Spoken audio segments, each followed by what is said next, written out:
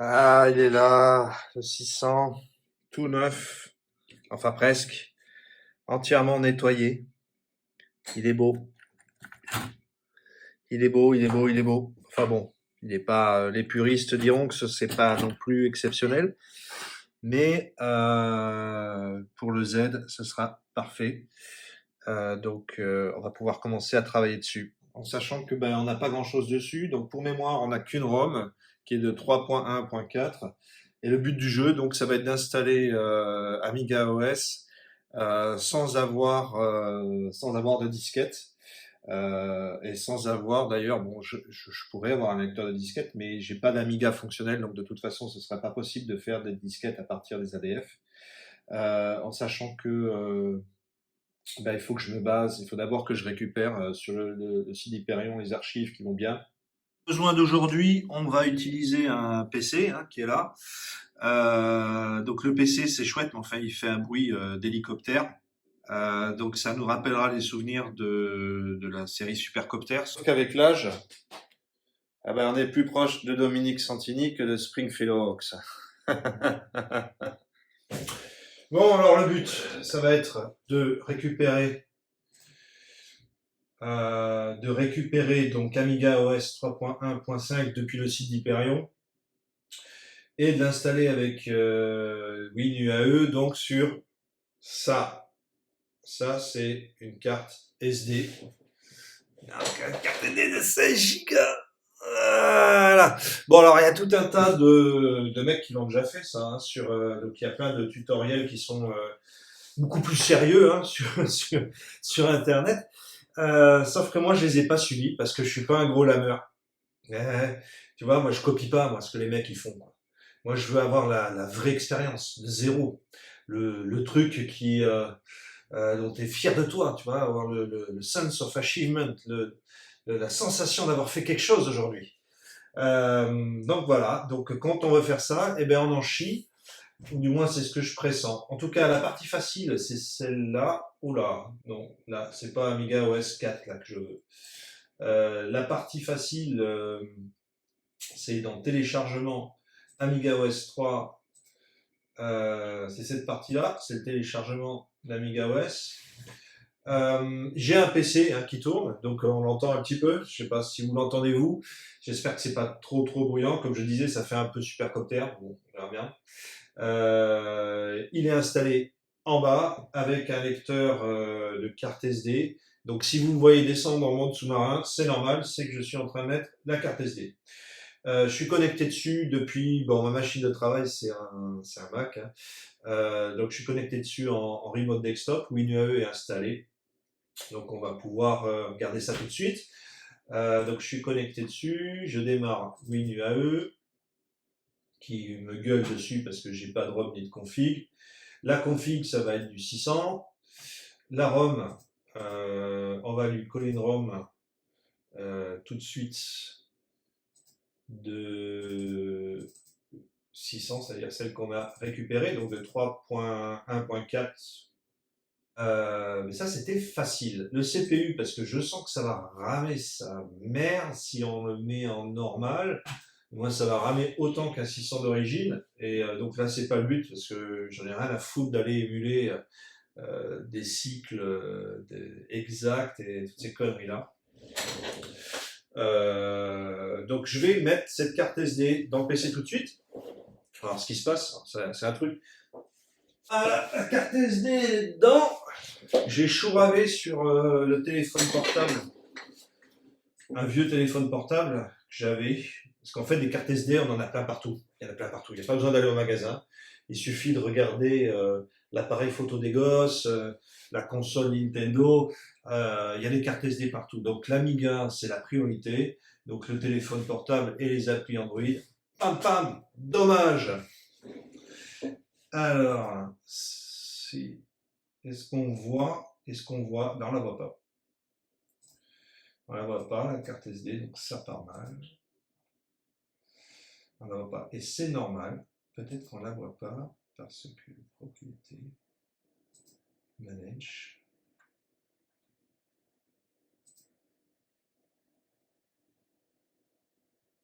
cancel.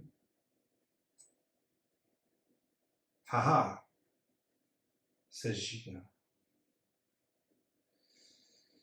Donc la carte SD, on ne la voit pas parce qu'elle est formatée Linux. Donc ce qu'on va faire, donc elle est bien là, hein, elle est de 16 Go. Donc d'ailleurs, putain, on va pouvoir en mettre des trucs hein, avec 16 Go. Si jamais ça formate sur FFS, ça va donner. Hein. Euh,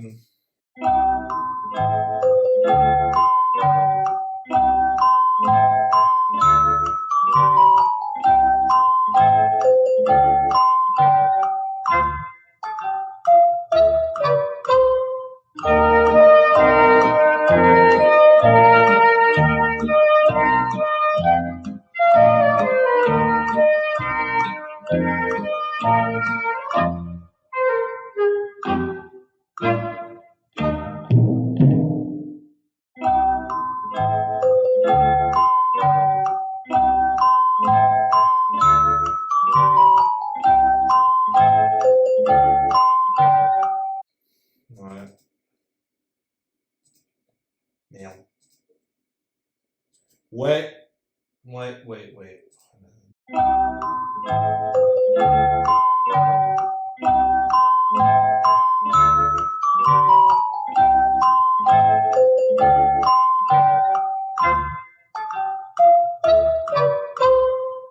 On recommence. Partition hard drive. Et on commence à la connaître la chanson là. Proceed partition.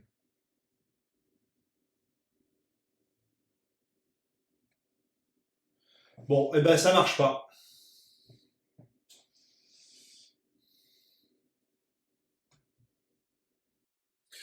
Eh bien non, ça n'a pas marché aujourd'hui pour moi. Il y a une histoire de permission à la noire sous Windows, donc je pense que ce qui nous empêche en fait de, on était pas loin du but, vraiment à ça. C'est une histoire de permission à la con. Alors comme je suis pas spécialement à l'aise sous Windows pour modifier des permissions, c'est assez pour aujourd'hui. Voilà, la suite au prochain épisode. Ciao. Non, je déconne, j'ai quand même fini par trouver. En fait, c'était tout con comme truc. Je vous montre. Terminal. Hop, on va se mettre en route. Au moins, sur un système Unix, on maîtrise ce qu'on fait. Disque utile, liste. Ok, donc j'ai un disque, c'est le disque, c'est celui-ci. C'est ça, le SD. Donc là, dev 0. Alors les enfants, ne faites pas ça à la maison. Dev R disque, parce que c'est la totalité du disque. Block size 24K. Allez, 60, soyons généreux. Est-ce que ça donne? Alors ça, qu'est-ce que ça fait? En fait, ça va littéralement écrire des zéros sur au moins une bonne partie de la surface au départ. Bon, 1000 là en fait, c'est 1000 segments d'un méga. Donc j'efface toutes les datas. Donc l'idée c'est qu'en fait sous Windows, on voit plus de MBR, on n'est plus quoi que ce soit. Sous Linux, il y a des utilitaires qui sont un peu mieux faits pour éviter de faire du DD. Je pense à Gdisk ou SGDisk qui permettent en fait de zapper complètement la surface du disque. Là par contre, on est sur quelque chose un peu plus artisanal. Voilà, ça ira. Je fais add. Et alors là, mon chéri, il met empty. Donc on n'a rien, nada, pas de MBR, quoi que ce soit. Donc là, il ne va pas pouvoir me monter un volume, il n'y en a pas. Donc là, on met UAE machin, on est bien en ID 0, ça c'est bon, add, c'est bon. Allez, on démarre, on croise les doigts. Donc l'idée c'est d'avoir un volume qui s'affiche, mais avec rien. Alors là, après si ça marche pas, ben, je sais pas. Alors tous ceux qui disent que l'Amiga c'est comme le vélo, ça s'oublie pas, mes couilles, oui. Alors, en fait, ce qu'il faut faire maintenant, c'est ça. Donc, si je reviens ici, je fais clic droit, Properties, Information, et je vais devoir changer ce truc-là SCSI.device par UAEHF et cliquez sur Save. Voilà. Et quand je vais relancer ce truc, évidemment, je trouve la bonne chose.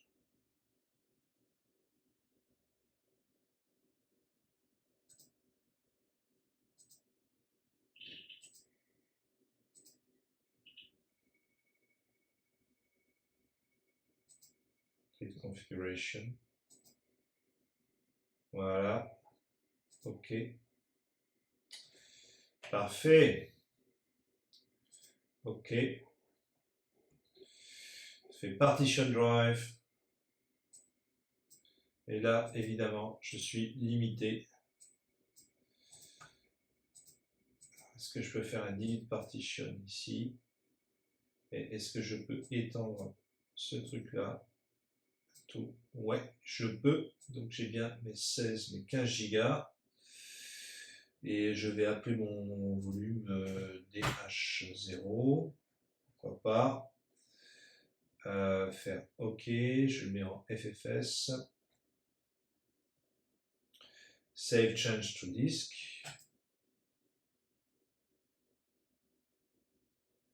Et je vais faire exit. Complètement overkill. Mais on s'en fout. Alors, icône format. Hop, on va pas se refaire piéger. On refait. Ah ben voilà, si, non, mais c'était bon en fait. DH0, long machin. On va faire quick format. C'est juste histoire que ça se passe bien. Format, boom. Putain, nickel. Ah Victoire. Donc là, installe. Hop, on continue.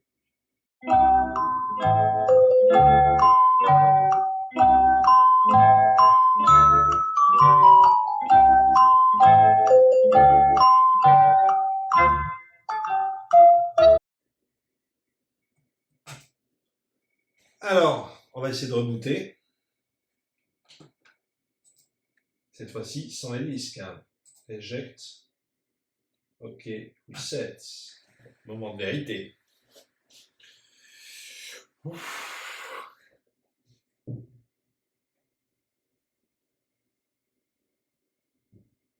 Ça boot. Et voilà.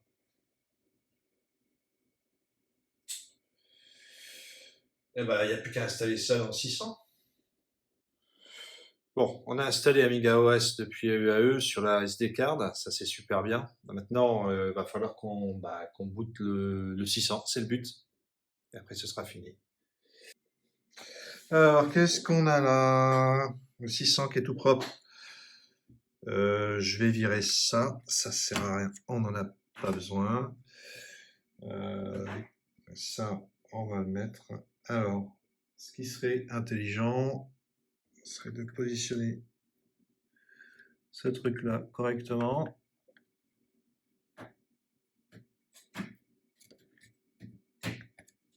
Voilà. Alors, au départ, je me disais, ça tiendra jamais ce truc, et en fait, si, ça tient très bien. Maintenant, on va mettre l'autre machin. Alors, maintenant, on va mettre ça. C'est mis. À noter que, bon, ça tiendra. À noter que il y a un condensateur qui coince un peu. Je sais pas si on voit bien sur la vidéo. Là. Ce condensateur-là qui nous donne un angle un peu bizarre. Enfin bon, c'est pas grave. Ça devrait fonctionner quand même. On va y mettre la carte SD. C'est une carte SD avec son convertisseur, du coup. Ah ouais, putain, c'est classe. C'est la classe. Super. Et on allume. Pour allumer, on va pas s'emmerder. Hop. Comme ça, comme ça. J'espère que ça va pas prendre feu. Voilà. Boum, c'est parti, ça clignote. Il ne se passe pas grand chose à l'écran pour le moment.